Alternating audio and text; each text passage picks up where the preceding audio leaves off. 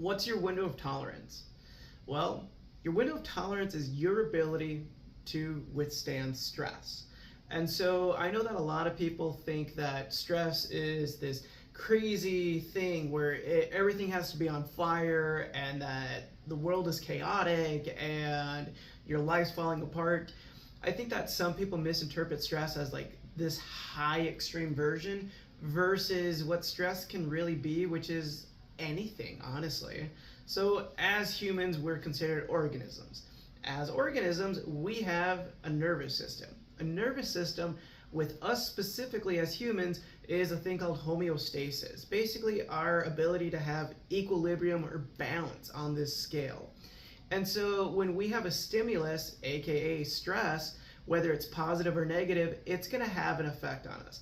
So, in other words, think about it this way: when you are cold, that is a stimulus to your body, which is a stress, which causes you to shake. Why? Because your body's cold and it wants to warm up.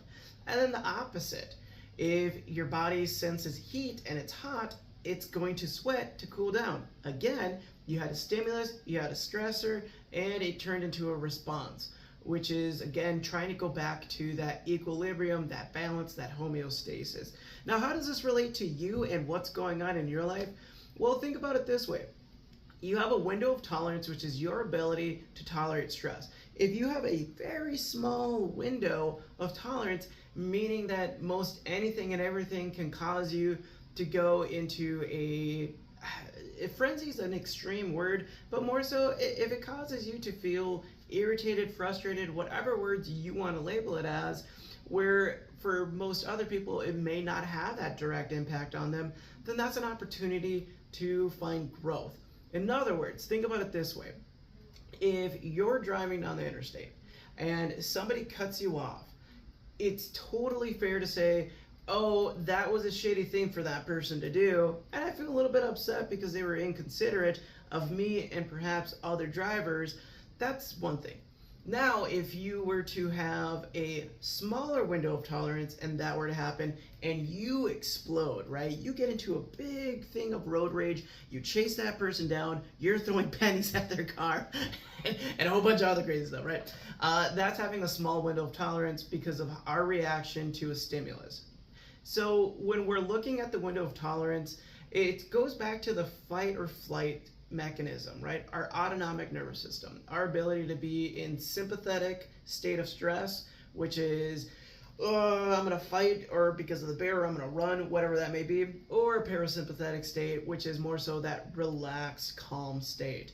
So when we're looking at your window of tolerance and wanting to improve upon it, if you're somebody who has, let's say, a short fuse, or you're anxious quite often, or you worry a lot, or you really get worked up over life happening, which isn't to say that it's a bad thing, it's a natural reaction, but it's how the reaction makes you feel, how it makes others around you feel, and more importantly, is this helping you or is this harming you?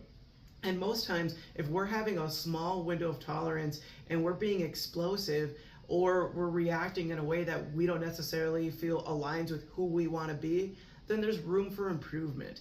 And so there's a lot of ways that you can improve your window of tolerance, and a couple of them, in my personal opinion, that are my favorite, are starting with small things. So light exposures to certain areas of stress, right? So doing exposure therapy in a way that allows you to get better at tolerating it. So if you're somebody who is impatient and you have a hard time being patient, put yourself in environments that are low stressors but do elicit that type of response out of you where you're going to improve upon it. An example would be you're waiting in line at the grocery store, right? It's easy to go to a line where there's either nobody there or that there's maybe one or two people there. So if you're somebody who's impatient and you're wanting to improve upon your patience, go find a line that has more people in it, because it's going to cause you to wait. It's going to make you be exposed to an environment that you're not used to yet, but it's not anything that's going to be too far out and extreme for you. That allows you to practice patience in a controlled manner. That does help you elicit this idea of, hey, I'm a patient person because I willingly put myself in a line that's longer. So now I'm consciously putting myself in an area of discomfort that I can improve upon and grow on. Another thing is to practice pausing. So if we have a small window of tolerance, we're really quick to have a reaction versus a response. And so one way to get yourself out of reacting, which is doing what we always do and acting on an impulsive emotion and behavior, we can practice pausing, where instead of saying the negative thing that we would want or having the reaction that we typically would do, it's a matter of just taking a moment to just pause, catch your breath, and think about what you would want to do differently, and then act it out. That's the thing. It's like, okay, I can practice pausing and being patient, but if I go back to the same reaction or response that I'm always doing, I'm gonna have the same outcome. But it's in that brief moment of pausing, thinking, and choosing to enact a different response than a reaction, then you're gonna get a different result. And that's what you're aiming for, is just small, subtle changes. Another thing that helps a lot with people who have a low window of tolerance is your ability to start catching your breath. Meaning, rather than being quick and reactive to things, when a stressor comes in, if you don't know this, it's when you feel that stimulus, that stress, whatever it is for you, you're gonna immediately start having a shallow breath. It goes, and then you stay stuck in your chest here and you breathe through your neck, and it's going back into that stress of fight or flight. So what you can do is just catch your breath. Inhale through your nose. Exhale through your mouth. You can also sigh it out, because then it starts helping you regulate your nervous system and calming you down, which is something that you need if you do have a low window of tolerance. Another thing that you can do to practice improving and expanding upon your window of tolerance is just doing things that elicit stress, but it's called eustress rather than distress. The difference between the two is eustress is stress that's going to give you a positive reaction later. So for example, that exposure therapy that we talked about is eustress because there's a positive effect later on. Another thing is exercise. That's a big thing, right? You're putting yourself in a stressful environment that makes your body react in a way that it's dealing with stress, but again, it's chosen stress that is tolerable within a range that we can manage without it being so impactful on our wellness and our well-being. So exercising is another thing that you can do. Practicing yoga is another way of eustress.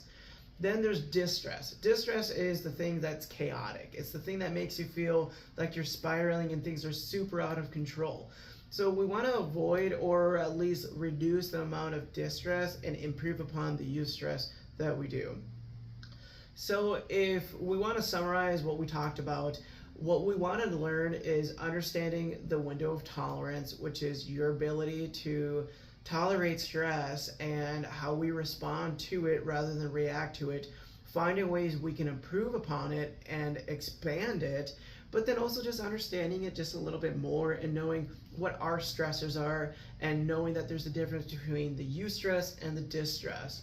And so if you want to improve upon your window of tolerance, you gotta expose yourself to areas that will help you expand upon it by being in stressful situations that are small and incremental versus big stressors. Again, at the end of the day, we want to improve upon our mental and our physical well-being and our health, and the way we do that is by widening our window of tolerance. If you found this helpful, please share this with somebody that you know who could use some extra help with improving upon their window of tolerance for stress, and I will see you in the next video.